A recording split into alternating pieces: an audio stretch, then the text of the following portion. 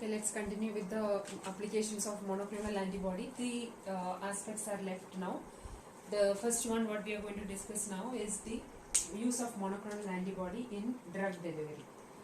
All of you know that whenever we suffer from some disease, when you go to hospital, they will give either a syrup or a tablet, or they will be giving an injection. Most of the time, when you take a drug or a syrup, what happens is the drug will first reach to your intestine, and in the intestine, the absorption of the drug happens, and through the bloodstream, the drug will be reaching to the target.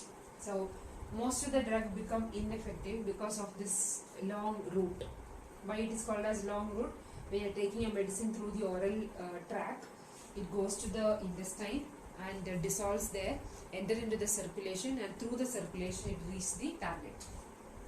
Okay, so because of that, sometimes in the stomach, because of the stomach pH and all, the drug will become ineffective. So we can overcome that by using a monoclonal antibody which is tagged with the drug. Okay, so drugs are ineffective because of improper delivery. Monoclonal antibodies are used for proper delivery of the drug. Two approaches are there. One is monoclonal antibodies directly conjugated with the drug. Say for example, a person is taking medicine for some cardiovascular disease. So you have to identify some of the cardiovascular antigens or the antigens which are there in the heart. So you need to produce a monoclonal antibody for that particular antigen. When you inject this monoclonal antibody which is conjugated with the drug in the FC portion, you know what is FC portion?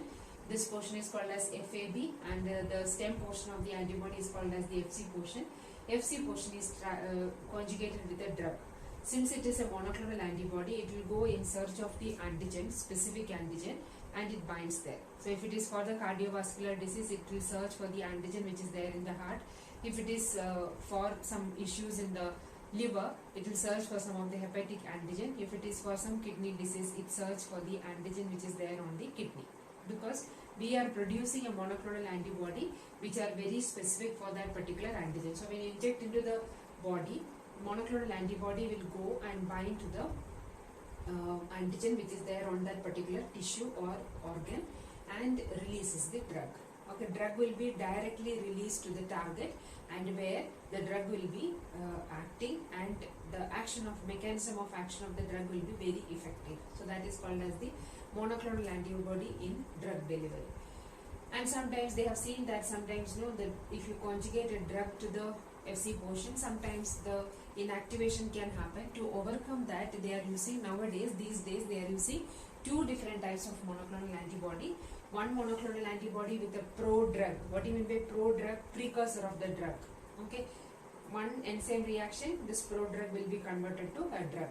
So one is monoclonal antibody conjugated with a pro-drug, another one is monoclonal antibody conjugated with an enzyme.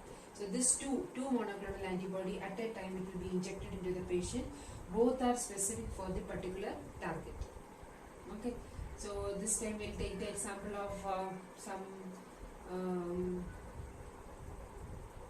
any organ failure. The easiest example is your hepatic system itself. So if it is for hepatic problem like liver cirrhosis or something, you need to produce a monoclonal antibody which will be very specific for the liver antigen, and some of the monoclonal antibody coated with the FC portion, you need to tag the pro-drug. Other monoclonal antibody coated with the enzyme. Both will be injected together. Both are targeted to the particular organ, and pro-drug and the enzyme both will be released there, and the enzyme will convert the pro-drug into drug. So because when you are injecting the drug, monoclonal antibody with the drug, there is a chance that the drug gets inactivated when it passes through the circulation. So when you are inserting a pro-drug and the enzyme, after reaching to the target, pro-drug gets converted to drug. Okay, so monoclonal antibody with an enzyme and a monoclonal antibody with a pro-drug, that is precursor of the drug, will be added, injected directly into the system. Okay, so this method is known as antibody dependent enzyme pro-drug therapy, ADEPT. This method is known as ADEPT. What is ADEPT? Antibody dependent enzyme prodrug therapy. So in the section A part, if they ask what is ADEPT, you should be able to write ADEPT stands for antibody dependent enzyme prodrug therapy. Why it is called so? We are using two monoclonal antibody, one conjugated with the enzyme, another one conjugated with the prodrug.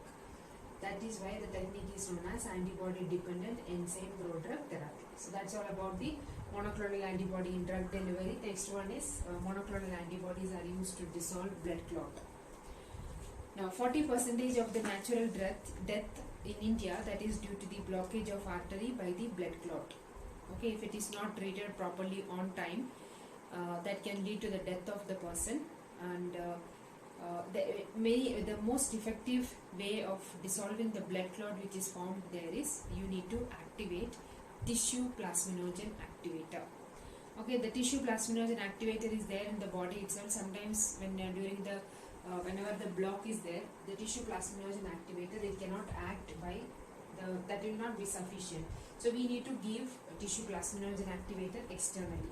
Now here we are using a monoclonal antibody which will be conjugated with a tissue plasminogen activator. So here you can see, I will make it a big one. Monoclonal antibody, FC portion, it is tagged with a TPA. TPA you have seen, I told you several times in some previous classes and all. TPA stands for tissue plasminogen activator. This we discussed under platelet chapter also. Okay, tissue plasminogen activator, what is the function? As the name indicates, tissue plasminogen activator. What do you mean by that? It can activate the plasminogen which is there in the tissue. So you are injecting the monoclonal antibody to a patient who has the blood clot. What do you mean by blood clot? Blood clot is other name of blood clot, thrombus. So whenever thrombus or blood clot formation is there, monoclonal antibody will be injected into the patient. The monoclonal antibody is conjugated with the tissue plasminogen activator. So when you inject it, wherever the block is there, the monoclonal antibody is specific for the block. Okay, now what is there in the blood clot? Blood clot has fibrin. Okay, so you have to make a monoclonal antibody which can bind with the fibrin. Fine, clear? This is the monoclonal antibody which can bind with the fibrin. What is fibrin? The blood clot is made up of fibrin. Now, when you inject this monoclonal antibody conjugated with TPA, since it is very specific for the blood clot, they go in search of when you inject it, they move in search of the blood clot. And once it reaches to the blood clot, monoclonal antibody binds there, tissue plasminogen activator will be released, and tissue plasminogen activator will activate the conversion of plasminogen to plasmin. The function of the plasmin is, plasmin can act on the fibrin. Okay, fibrin will be dissolved with the help of the plasmin. So in the blood clot, fibrin is present, which is a major constituent of the blood clot, which can be dissolved by the plasmin. From where will you get the plasmin? By the conversion of plasminogen, you get plasmin. For the conversion of plasminogen to plasmin, it need a compound called as TPA. What is TPA? Tissue plasminogen activator. So we are using monoclonal antibody to deliver tissue plasminogen activator to the target. So this is how they use monoclonal antibody for blood clot. Dissolving the blood clot, it's a very effective method, but the problem with this particular method is the cost of it.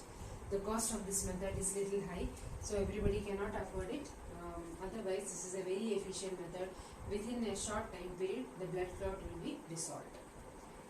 The last application of monoclonal antibodies, it is used for protein purification. So you know that when you do the recombinant recombinant protein production in bacteria, along with the protein of interest, so many other proteins will be synthesized in the bacteria. Imagine that you are using a bacteria for the production of interferons. So you can see here, interferons are the red one which is marked here. Along with the interferons, so many other proteins will be synthesized in the bacteria. But we don't want all those proteins, we need only the interferon. To separate the interferon from the impurities which are there, which are isolated from the bacteria. So once after the production, you have to go for a protein separation, and once the proteins are ready, you need to separate your interferon. But the problem here is it is associated with so many other proteins. Now how to separate this interferon? For the separation of interferon, you need to use a column chromatography technique. It's similar to that of your If you remember last semester we discussed about the mRNA separation. So in mRNA separation, since mRNA has a poly A tail, we have used a Sephadex bead which is coated with the oligo DT. You remember that? Similar way, we are going to separate the interferon, and this is the column chromatography. Now the column is filled with Sephadex bead. Sephadex bead is conjugated with a monoclonal antibody which is specific for interferon. Now this mixture of protein, you need to put it into the column chromatography chamber. The protein mixture slowly percolate. What do you mean by percolation? It slowly moves through the column. So when you put the mixture here, slowly it passes through the column, and since it has this red color dot which is indicated here, that is the monoclonal antibody. Since monoclonal antibodies are there for interferon, interferons will bind to the antigen binding site of the antibody. Two antigen binding sites are there. Both will be occupied by the interferon, whereas all the other impurities will come down because they don't have any binding site here, thereby it comes down. And once all the other proteins are separated, the interferon which is bound to the monoclonal antibody can be separated by salting out mechanism, which we have discussed in the last semester under recombinant DNA technology. So this is one example. Similarly, same method can be used for any protein separation. What you should have? You should have a monoclonal antibody which can bind with the protein of interest. Clear? If you have this monoclonal antibody which can bind with the protein of interest, you can skip all the downstream processing, because downstream processing, many steps are there. All the steps we can overcome if you have a monoclonal antibody for the separation of protein of interest. So these are the last three applications of monoclonal antibody. It is used in drug delivery, it is used to dissolve blood clot, and used in the protein purification. Monoclonal antibody in drug delivery, two approaches are there. One is directly conjugating with the drug. Another one is two monoclonal antibodies are used, one conjugated with the prodrug, another one with the enzyme. The method is known as the ADEPT. What is ADEPT? Antibody dependent enzyme prodrug therapy. Dissolved blood clot, for that you are using a monoclonal antibody which is specific for the fibrin, because blood clot is made up of fibrin, and the monoclonal antibody is conjugated with tissue plasminogen activator. When you inject it, the monoclonal antibody binds with the fibrin of the blood clot, activate the plasminogen to get converted to plasmin. Plasmin act on the fibrin and blood clot will be dissolved. Very efficient method of dissolving the blood clot. There is no side effects. Protein purification, you should have the Sephadex bead. These are the Sephadex bead. Sephadex bead is the column material which is used, or cellulose can be Sephadex bead, cellulose, all those column material, different types are there. You can use any one of the column material. And after swelling the column material, you have to link it with the monoclonal antibody which is specific for the protein what you are going to separate. We have taken the example of interferon. When you pass the solution, the protein of interest will bind with the monoclonal antibody, and then you can separate the protein of interest from the monoclonal antibody by the normal salting out mechanism. So that's all about the applications of monoclonal antibody. It is used in diagnosis, it is used in therapeutic purposes, it is used in drug delivery, used to dissolve the blood clot, and also used in industries for the purification of proteins. Okay, thank you.